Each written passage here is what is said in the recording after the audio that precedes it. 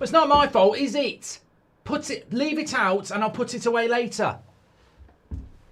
Hello everybody and welcome to the United Stands. I'm Mark Goldbridge and this is your latest Manchester United news and transfer news this Sunday morning. And have we got three pearlers for you? I love, you know, the great thing about doing a Sunday morning show is that there are so many outlets on a Sunday morning in the UK that sort of don't do anything in the week. So you get some big sort of highlights. We're talking Liam Delap potentially coming back to Manchester United, a big Fabrizio Romano update on the last week of the January transfer window, and also Man United are highly likely, remove highly, I don't want to be a spin master, Man United are likely to sign two of Anderson, Baleba and Wharton, but this summer. You know, you've heard it here before, haven't you? Also, we've got some very interesting comments from Michael Carrick's interview that came out in the embargoed section last night, talking about transfers. Also, just on that, it's definitely your fault what people talk. Oh, I don't know what was caught at the start of there. Basically, I was a little bit late this morning, so I made myself a smoothie and left it on the side, and the kitchen had just been tidied up, and I got in trouble. Why have you? Who's left this on the side? And I was like, it's not that deep or whatever. It will get cleaned after this. It's fine. Just leave it there, you know. Anyway, so yeah, lots to get into. But just before we get into that, match day today, very excited. I'm on a mission within the speed confinements of the UK. Seb's got his game at 2 o'clock on the other side of Birmingham, North Birmingham. I live sort of south of Birmingham, and he's kicking off at 2 o'clock. I've got to be live here at 4 o'clock. Like there can't be any. I've literally said to his coach, if the kickoff is late, even if they're losing 2-2 and you need Seb on, I'm taking him off with 10 minutes to go. We've got to be out of there by 3. Absolutely got to be gone by 3. No messing around. I might start. We'll have to wait and see. Anyway, Sutton Coldfield is where I've got to go. Right, let's get back to the show because there's lots to talk about. Just on the embargoed section as well. Do you not think it's a massive waste of time in 2026? I've never really understood why you can have a Man United manager doing a press conference on, let's say, a Friday lunchtime, but if you're not playing till Sunday afternoon, the second half of it doesn't come out till Saturday night at 10:30. I think it's archaic. I think it's absolutely stupid. I really do. Anyway, let's get into the transfer stuff and then we'll talk about Michael Carrick, because apparently Michael Carrick is going to be involved in Man United's summer transfer plans, regardless of whether he's the manager or not. Is that a good thing? Is that a bad thing? I mean, look, I don't mind Krusty the Clown being involved. I mean, at the end of the day, Michael Carrick being involved, Michael Bolton, Michael McIntyre, you know, it doesn't really matter who's involved, because even if Carrick's not involved, you've still got the clowns there, haven't you? Wilcox and bloody Barada and co. So, you know, I don't see it as a bad thing, to be honest with you. But look, big 3 transfer stories this morning. Take them with a pinch of salt. In fact, take them with a bag of salt. Take them with some laughing gas, because you might start laughing to this. What do I call TalkSport? Manchester United are likely to sign 2 of Elliot Anderson, Carlos Baleba and Adam Wharton this summer, and it will take around £200 million. Now, it's the 25th of January. It's the 25th of January. It's not the April the 1st. I mean, we've gone from Cole Palmer on Thursday to we're going to spend £200 million on 2 of Elliot Anderson, Adam Wharton and Carlos Baleba. I mean, look, for me, it's interesting actually that Peter says Wharton and Baleba, please. I've never heard anybody say that. I've never heard, well, I have now. I've never heard anybody say that, like, out of those 3. I mean, for me, it's Anderson and one of the others. But, look, let's play the game for a moment. Do Man United need 2 of Adam Wharton, Carlos Baleba and Elliot Anderson? Yes, absolutely. And I feel bad for ripping the piss out of this, because it's actually exactly what a club like Man United should be doing. It's what Bayern Munich would do. It's what Real Madrid would do. It's what Man City would do. This is what you do if you genuinely want to be a top club. So as much as I'm going to take the piss out of it in a minute, I just want to say, reality bite, that's what we should be doing. Like, that's what we're not Macclesfield Town. We're not Everton. We're not Crystal Palace. We're Manchester United. That's exactly what Manchester United should be doing. We have left the midfield to decay for over 2 years. The midfield we picked today will be the same midfield that Erik ten Hag was using 2 years ago. It's going to be Casemiro, Mainu and Bruno. We have absolutely neglected that midfield for 2 years. 2 managers that we've sacked, rightly or wrongly, have had to use a midfield that wasn't good enough 2 years ago. So, you know, Erik ten Hag had another summer. They spent £300 million. They didn't bring him in midfielder he wanted. He didn't want Ugarte. He gets sacked. Amorim comes in, brand new system. They don't even buy him one midfielder. He gets sacked. So here we are today, Michael Carrick, interim, using Casemiro, Mainu and Bruno that we used 2 years ago. And as much as I think this story is going to get ripped in a minute, we actually should be spending £200 million on 2 of Baleba, Anderson and Wharton. I mean, to be honest with you, I'd buy all 3 for £200 million, hopefully. Probably wouldn't get all 3. But we should. That's exactly what we should be doing. The scary thing is, we're all sat here this morning laughing at it, going, "I'll pull the other one." But just before we do that, that's what we should be doing. The fact that we're ripping the piss out of it is quite scary because that's what we should be doing. The problem is the source is abysmal, and it's probably going to get classed as spin, isn't it? Because there's actually been a transfer window in the summer that we didn't do anything in the midfield for. There's a January transfer window now that we've done nothing in. And guess what? It's going to be the old Ornstein-Kender story again, isn't it? Man United plan to spend £200 million on midfielders. You can release that the day after the transfer window's closed in January. And then in mid-April, expect a challenging market because of FFP and European problems. Even if Man United qualify for Europe, it's still been a challenging year and a lot of the profits will be swallowed up covering up the last year. So, look. Do I think Man United are going to sign 2 of Baleba, Anderson and Wharton? No. I don't. Do I think we should be? Yes. Do I think there's a pathway to that? Well, without knowing the club's finances, I would imagine qualifying for the Champions League gives us financial flexibility and attractiveness to do it.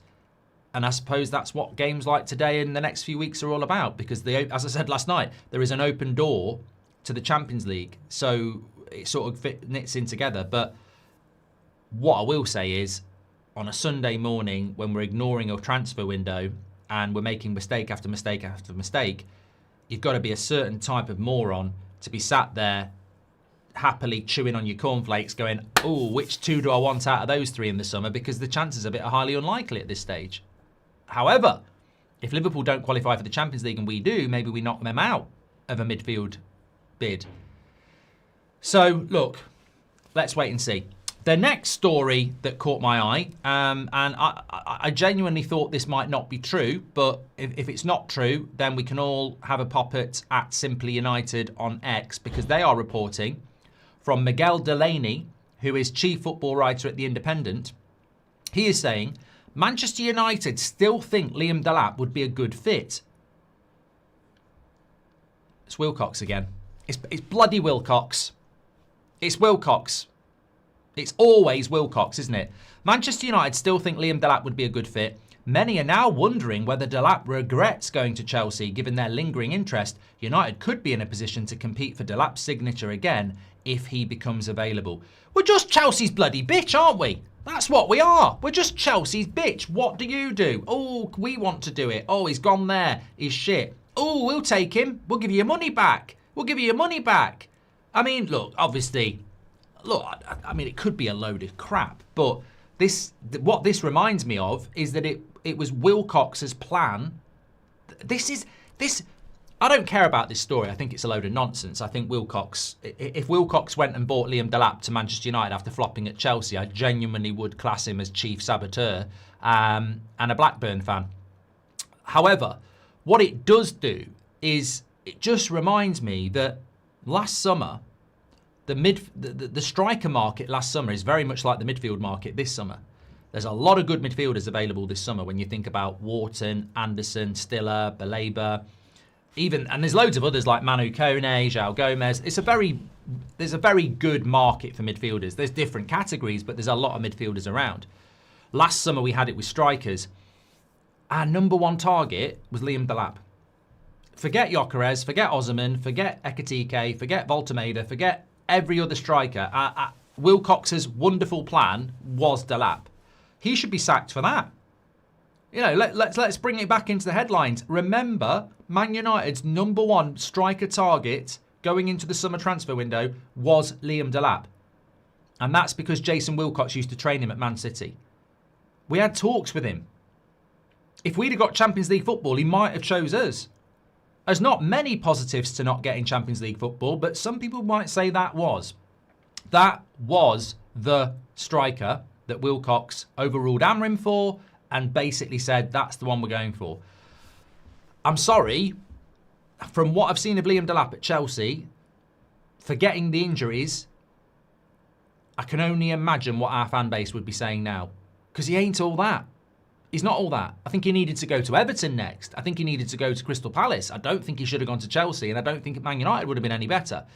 So, look, I don't for 1 minute think we're going to bring Liam Delap to Manchester United, but what I do want to say is don't ever forget there's a big list against Wilcox, but Liam Delap is on that list. That was the striker that Liam Delap thought was going to make Man United great again. We dodged a very big bullet. Say what you like about Sesko, but he's on a different level to Liam Delap. I know he cost a bit more, but Sesko is on a different level. From 6 months, I can see that. He's on a different level. So, yeah, but look, seriously, if Man United bring Liam Delap to Man United, then this is not just incompetence, this is sabotage. That's what I would say about that. And I don't think Liam Delap's shite, by the way, Sharky. I still think he could have a good career, but he's just not the player for Manchester United. He's not the player for Chelsea either. He's not that player. He's an example of a player that's gone too much too soon. At Ipswich, it worked. His next move should have been Everton. That's where he should have gone. He should have gone to Everton, and he would have done quite well. Couple of years at Everton, and then you don't get promoted with Ipswich, have 1 year in the Premier League, and then go to Chelsea. It's not going to work, and it hasn't worked. Hi, Mark. I really think we need Champions League next season. It would boost revenue heavily. My mate said if we get Champions League, it would increase stock price for Glazers, and they'll never sell. What do you think of this? Says Shalin. I think you're very good at stating the obvious, but you do make a good point. I want European football next season. I can't, I don't know about you, Shalin, or anybody else, but I can't do that. I respect it, but I can't do the whole, it'll be better if we don't get Europe because it puts more pressure on the owners, the stock price goes down. Nobody can guarantee that to me. If somebody said, United don't qualify for Europe, and Sir Jim and the Glazers are gone by Christmas, sign me up, let's do it. But I don't actually think that would happen. I think they'd still be here, spinning away, spinning their plates, releasing another kit that looks like something when we were good. And we would be suffering like we're going to suffer for the next few months. Man United have only got 3 games in April. And that's not going to change. We've only got 3 games in April because there are no cup games, there are no European Cup games. So we've got 3 games in April. I think we've got 4 in February. I think we've got 3 in March. And we've got 4 in May. Like, it's January, and we're already really looking forward to the summer because they fucked the season. So I don't want another year of not being in Europe is my answer. I'd like to see Stiller first and Wharton, not Baleba in my opinion. He wouldn't suit us and I think he'd be a bad buy. I watched a bit of, I purposely watched half an hour of Brighton's game against Fulham yesterday because I saw these clips of Baleba. He is the sort of player, if he was playing for Man United by now, you'd be getting jeered. There's good bits and there's bad bits. He'll play a good pass and they'll play a bad pass. He'll have a good dribble and then he'll run into somebody. He's massively erratic this season, Baleba. And I think, in fairness, he probably was last year. I didn't watch a lot of Brighton last year, but every time I watched them, I was impressed by him. But I think I was impressed by this is going to be a good player. I wasn't impressed by he's a good player. I was impressed by this is going to be a good player. And I think, again, this season, it's the same. There are moments where he looks really good, but he hasn't kicked on into consistency yet, and that's going to be essential at United. I think Wilcox is trolling Mark with these stories at this point, is 1 inch wonder. Misfits, me and Wilcox, let's do it. In fact, anything. Game of chess, penalty shootout, running round a running track, pool, I'll batter you with that. Darts, I just want to beat Wilcox at something and say, have that, you shit director of football. That's the way to do it. Violence solves nothing, and I'm not a violent person, and I'm sure Jason isn't. Well, I don't know. Maybe he would. I don't know. I just think it would be good for everybody therapeutically if me and Jason had a game of pool. I absolutely battered him and went, in your face, you're crap at your job. We'd all feel a lot better. Crossbar challenge. Can someone get Arne Slot a new contract, says Irish Whiskey. And Birmingham Ahmad Bruno should all be starting, says Chris. Well, they will. I like Wharton, but think Stiller and Neves are better, says 1 Inch Wonder. Hire Weghorst on loan to take Seb to his game and bring him back home as well, says Enchanted. I want to watch it. I like watching Seb's games. Can we spoil The Rip now, says Maz Rawawi. Yeah, I watched that film last night, The Rip. Let me talk about Romano's story. I watched the film last night called The Rip with Ben Affleck and Matt Damon.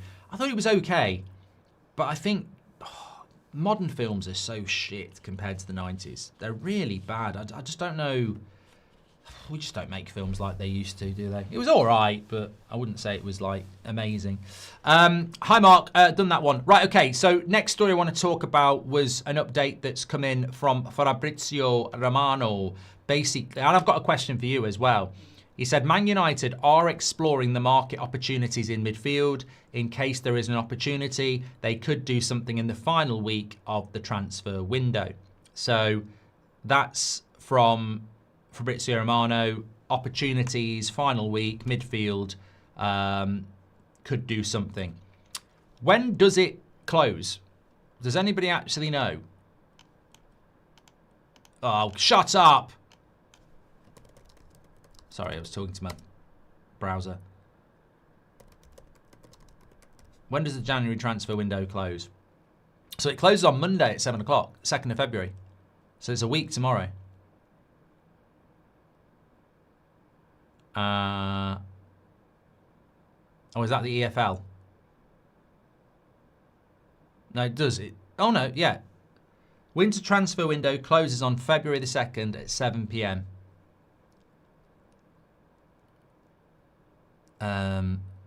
So we've got a week tomorrow. It's not, no, it doesn't close. People are saying it closed on the 31st. Don't guess. Nobody respects people who guess. It closes at 7 o'clock on Monday, the 2nd of February. So, I would say if Man United are going to do anything, they need to do it before the Fulham game, because if we beat Fulham next Sunday, they'll go, we don't need anything, we're fine. So I think if we're going to do anything, it needs to happen this week. I think I nearly said something I shouldn't say there. I think Ndidi, however you pronounce it, is probably the one. That's the player I was talking about, being 95% sure that that's the one that a certain journalist is talking about. We've definitely held talks with him. We can't deny that. As a football club, they can deny it all they like, but they've definitely held talks. Fabrizio says we haven't held talks with Loftus-Cheek. So we've held talks with Ndidi, and I bet he'd love to come to Manchester United. It's the same as Agallo. It's the same with Weghorst, you know, Sabitzer. They're all going to want to come like they did. And I think that that's the most likely player. Would I take him at Man United? You're in that category of, is it better than nothing? And yes, it's better than nothing. But the scary thing is the option to buy or obligation to buy or whatever, that will be attached to it. And that's ridiculous. Absolutely ridiculous. I mean, he has got hamstrings like cheese strings, and he's pretty injury prone. And also, he's a player that you buy 5 years ago because you think he might be the next Kante. He's not the player you buy when he's touching 30. So it would be ridiculously short term for me, and then you get rid of him in the summer. And it is better than nothing, but it's hardly inspiring, and it's massively open for ridicule. And you've got to take that. You've got to take it. It's embarrassing. But yeah, I think that's probably the most likely deal in the final week, if I'm being honest. Daniel Diamond says, love your shows, Mark. Thank you, pal. You're an absolute legend. Thanks, everyone who's tuning in this morning. Another 10,000 of you. You wouldn't stand a chance against Will Cox. He's a killer. He killed Man United, says Black Bear. You should watch Saipan. Went yesterday. Was great, says Zach. I don't know whether I'd go to the cinema to watch it. That's the sort of film I think goes straight to Amazon Prime and you watch it at home. Mazrawawi says, hope we win and Seb wins so you can be happy. Oh, that would be a good double. Christmas tree's going up if we win. Hi, Mark. I really think we need champions. I've done that one as well. Okay, right. I want to talk about this Carrick stuff. So this is really interesting. Michael Carrick, in his embargoed section last night, basically saying about transfers and whether he's going to be involved in the recruitment process and if he can be involved in it. And he said, yeah, I'm certainly in this position to do that. I think making decisions for the club moving forward, whatever that may be, I'm fully committed to that. Naturally, as a midfielder, there's a big tendency towards that anyway, but taking that away from it and now being where I am, in the position that I am, certainly it'll be part of those conversations moving forward. It's important we get the next steps right in terms of moving forward as a team, as a squad, and putting the right things in place. I'll be part of that in the right way. So Michael Carrick basically saying that he will be part of United's recruitment conversations between now and the summer, because Robert McCormack's just said in relation to Ndidi, we may as well have nothing because he won't kick a ball. Well, he will if we get any injuries, Robert. You know, if we get an injury to Casemiro and one of Mainu or Ugarte, who would you play? Simply. So, look, should Michael Carrick be involved in conversations for the summer? Well, I actually think yes.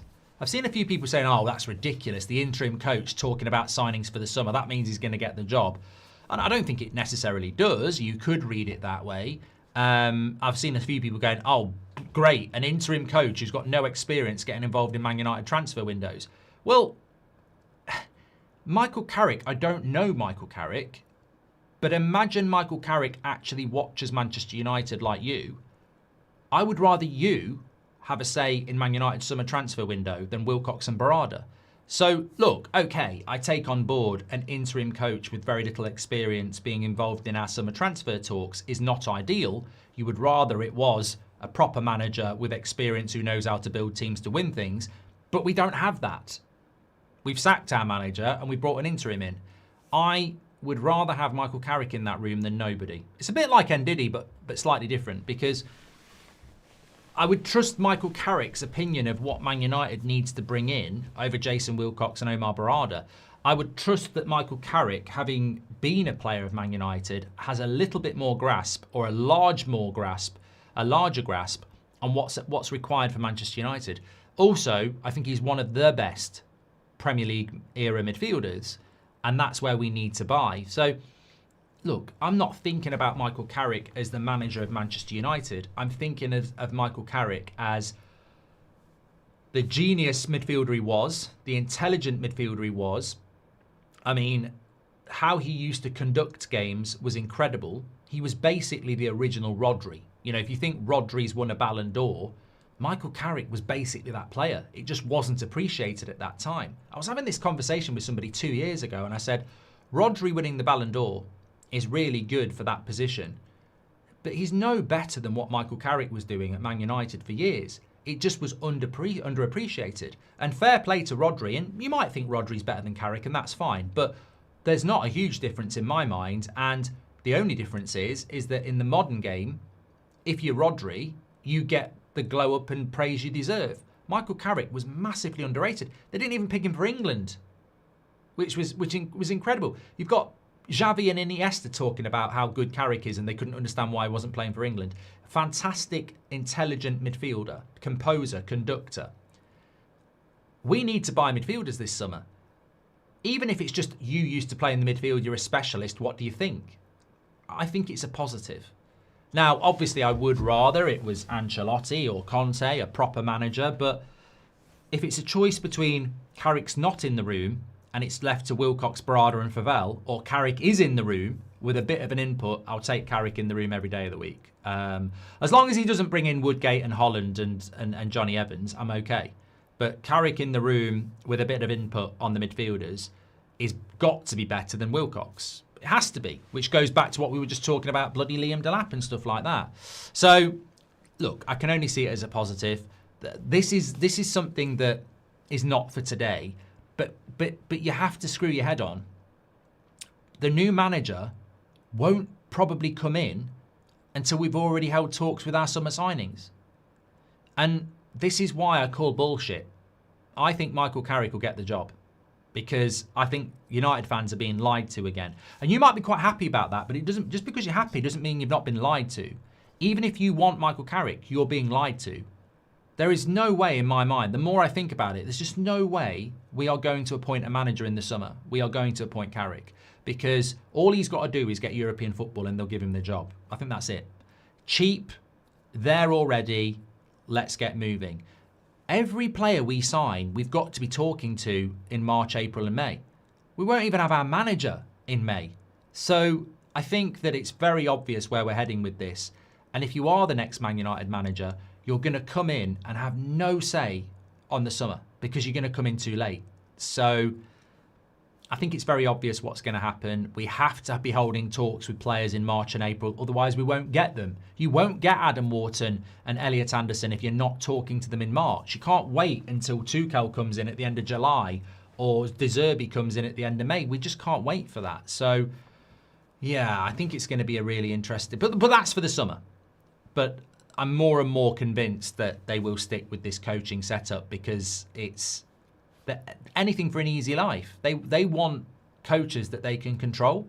They want coaches that let them make decisions. And this will be a Wilcox summer. I really do. I would love Luis Enrique, but I don't think we'll go anywhere near it.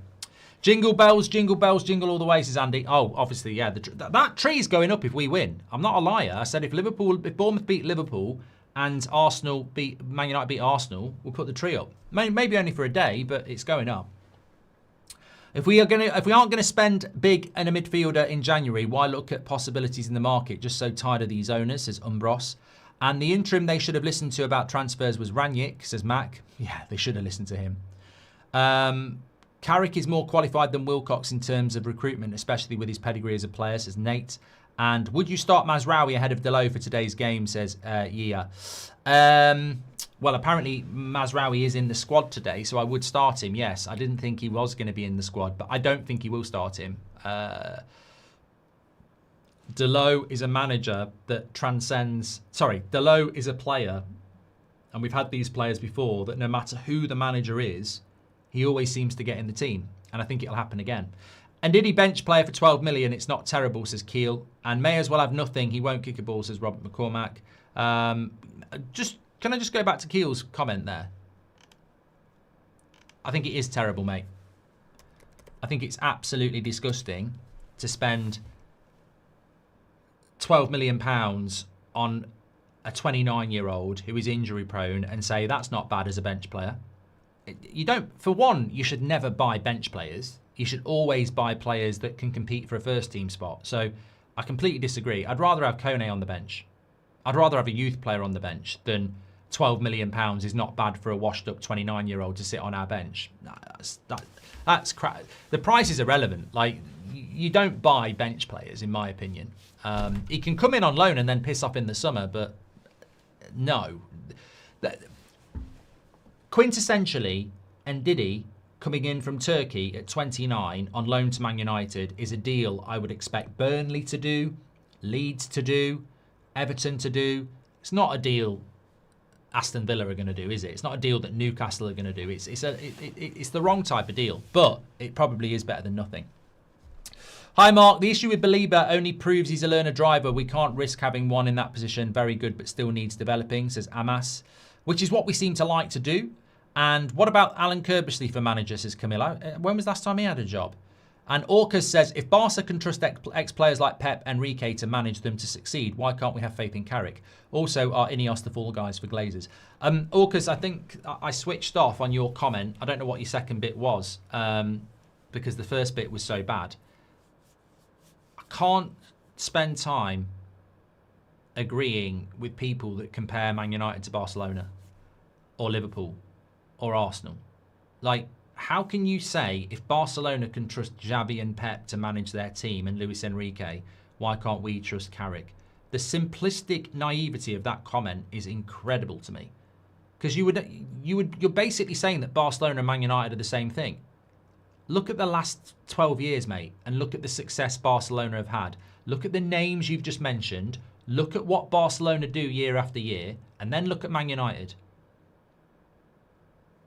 And also, Pep and Xavi sort of came into them clubs very, very quickly.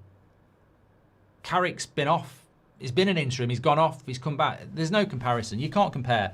You can't compare clubs that are obsessed with winning to a business. And Man United's a business. A couple of other comments from Michael Carrick. He said, are we going to play a similar style against Arsenal? He says, I'm never one to say same again. I said it on the preview. Because it's never the same again. You've got to kind of build on it. It won't be copy and paste. There are new elements that come into it. We need to be ready and at our best. And if we're at our best, we've got a good chance. Asked if Dorgu plays as a winger or as a fullback, he says, I think he can do both. He was immense last week, and his work rate, the way he played the position, the constant threat, the goals, the obvious one, but I think his general play was something we're really pleased about. So I don't want to pin him down to one role, but certainly attacking-wise, he was pretty impressive last week. Yeah, I'd play him off the left. I think it's absolutely nailed on. He'll start over Cunha.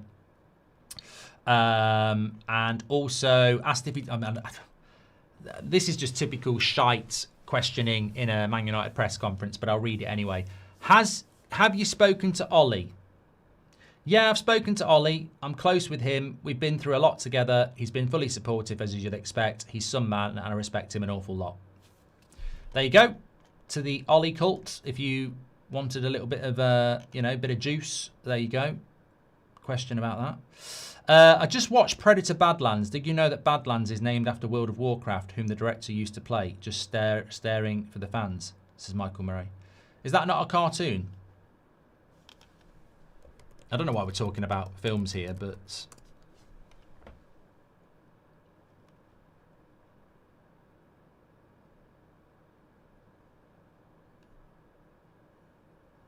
No, it's not.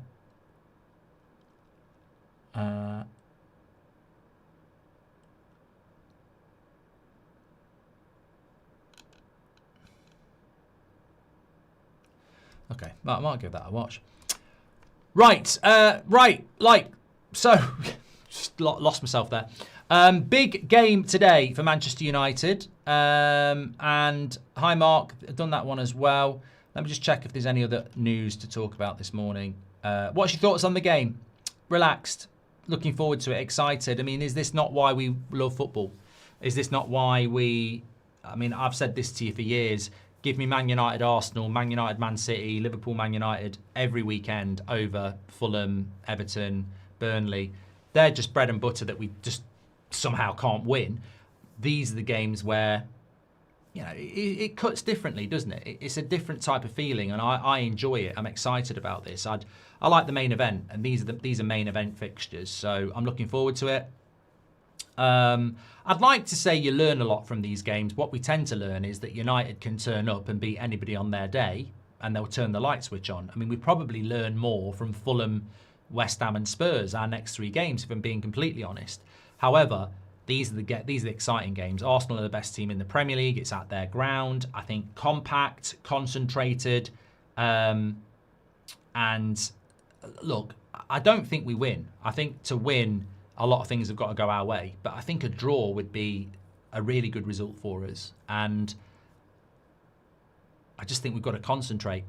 And I'm confident. I'm confident on the draw. What I will say is I've had a bloody terrible weekend on Premier League predictions, and Robbie's had a good one. I said Man United draw, and he said Arsenal win. So hopefully that's not a sign of times to come. But no, I'm looking forward to it. Very excited about it. I'm just hoping I'm going to be back for 4 o'clock. But countdown to kickoff starts at 2:30. So make sure you're tuning in to that in the studio with Beth and co. I will see you at 4 o'clock. And football is about rivalry. You're absolutely right, DJ. And I think we've got a good chance today. We're going to win, says Keel Robinson, 2-1. You've already had a bad comment about Ndidi being a good sub. So there we go. I think Lacey will be back on the bench today, Yolok. He was suspended for the last one. But it's all about set-piece defending as well, says Johnny. Yeah, I think just before we finish, obviously Maguire and Casemiro are going to be very important because Lissandro's not big in the air. I wonder if Sesko might play for that.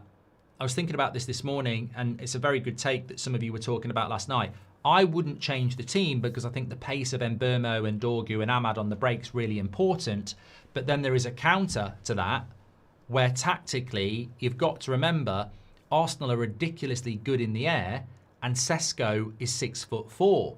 So I'll throw this spanner in the works late on. Really, should we be throwing in Sesko for this game? Because he isn't slow. He can play where Mbeumo played. And they're really good in the air. So actually, I'm starting to lean towards maybe we should start Sesko for the height. Maybe. I don't know what your thoughts are. In fact, should we do a quick poll on that one just before we go? Should Sesko start for the height? The issue with that is, who do you leave out? You wouldn't leave Ahmad out, and you wouldn't leave Mbeumo out, so you'd have to leave Dorgu out as well. So he's 6'5", not 6'4". Oh God, people getting stressed about an inch. But as MA says, it's about who you would leave out. But I just think, look, worst case scenario, you're 2-0 down at half time from 2 corners, and everyone's saying he should have picked Sesko. And this is high level management. High level management is, if you're losing from set pieces, everyone's going to go, well, Mbeumo's not big in the air, Ahmad's not big in the air. I don't think Dorgu's quite good in the air, actually. Dorgu wins a lot of headers. I think he must be around 6 foot. As a fellow 6-footer, I think Dorgu must be about 6 foot. But it might not be a bad idea to put Sesko in there and remove. You could remove Luke Shaw as well. Dorgu at left back for the pace, and he's good in the air. Yeah. 57% say they would start Sesko. 43% say no. Will the fans and you grill Carrick if United lose? We all know how organised Arsenal team is, says Shah. And Daniel Thompson says, hope you're well, Mark. United stand all the best to Seb for his game. There's a feeling in the air like Phil Collins that I think we can get a positive result. Thank you, mate. Well, I hope you're right. I'm feeling positive today. Mr. Floor Tiling, welcome to the Members Club. Thank you. I need to get some tiles, actually, for the kitchen. If you know, you know. It's not only the Carrick that was underappreciated, but he played in an era of generational midfielders. Rodri is the best in a mediocre generation, says Goldfish. Thank you very much. Just on relation to grilling Carrick, I've seen a few people talking about it's a free hit today. It's not a free hit. It's not, you can't just lose to Arsenal. There's more to it than that. There will be. If we lose today, like any loss, we're Manchester United, you've got to grill. But in the context of the season, it might. All I'm saying is that losing to Arsenal, the best team in the league away from home, doesn't have to be like the end of our season. We're still going to be very close to everybody else, aren't we? But no, I don't think it's acceptable to lose. Put Binder 2, height defense as Mazraoui. Ndidi is my new gimmick, Mark, says Keel. There we go. Legends of the chat. Okay, you said it was a free hit last night. Yeah, that's why I'm giving you a bit of reality. It's not really a free hit to lose to Arsenal, is it? That's low standards. I can't do that. Right, I will see you at 4 o'clock. We're back live here at 2:30. Take care, stay safe, and great show again this morning. Make sure you're smashing a like, and let's get ready for match day. Speak to you all in a bit.